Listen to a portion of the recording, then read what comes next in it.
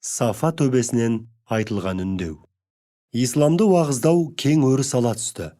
Ашықтан ашық, ақиқатқа үндеу иманды рухтарға қуаныш сыйласа, мүшриктердің қаупін үдете түсті. Енді өзіңе бұйырылғанды, бар күш жігеріңді аямай, ашық түрде айтып жеткіз. Мүшриктерден теріс айнал. Олардың қарсылығына қарама, сөздеріне мүлдем мән берме. Хиджр сүресі 94 аят. Бұл аяттардан күш алған соң, әлемдердің мақтаны Мұхаммед саллаллаху алейхи уассалам саябыр таппады. Алып ұшқан көңілі жерлестеріне материалдық рухани бақыттың жолын тезірек көрсетуге асықты. Алла Расулы меккеліктерге исламият пен пайғамбарлық жайын қалай түсіндірерін ойланып жүрген.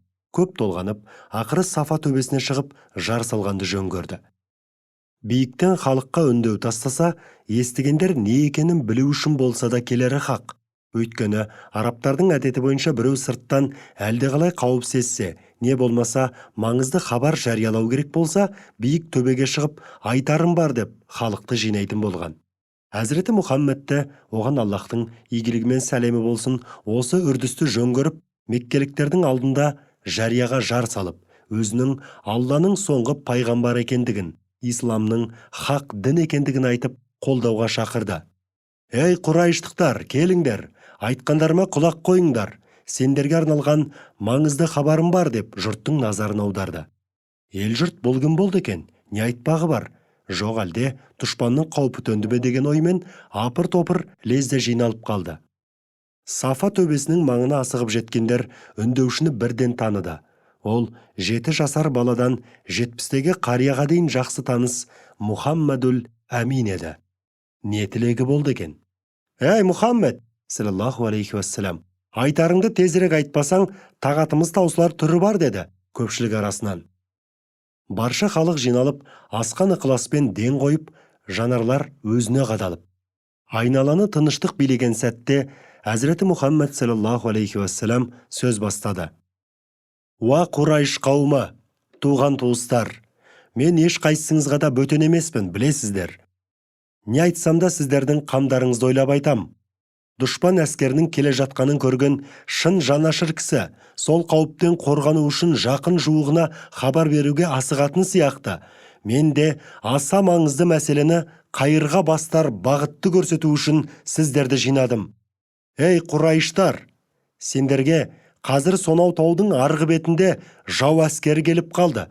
Біраздан соң тарпа бас салмақшы десем, менің сөзіме сенесіңдер ме?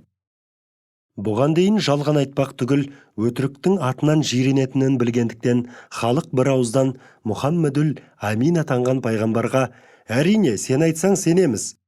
Сенің турашылдығың әрқашан бізге өнеге. Жалған атаулыдан бойыңда аулақ салатының барша қаян. Неге сенбеске деп жауап берді. Олай болса деп Әзірет Мұхаммед саллаллаху алейхи уассалам Құрайш тайпасының әрбір руын жеке-жеке атап шықты да, мен сендерге Алланың әмірін жеткізушімін.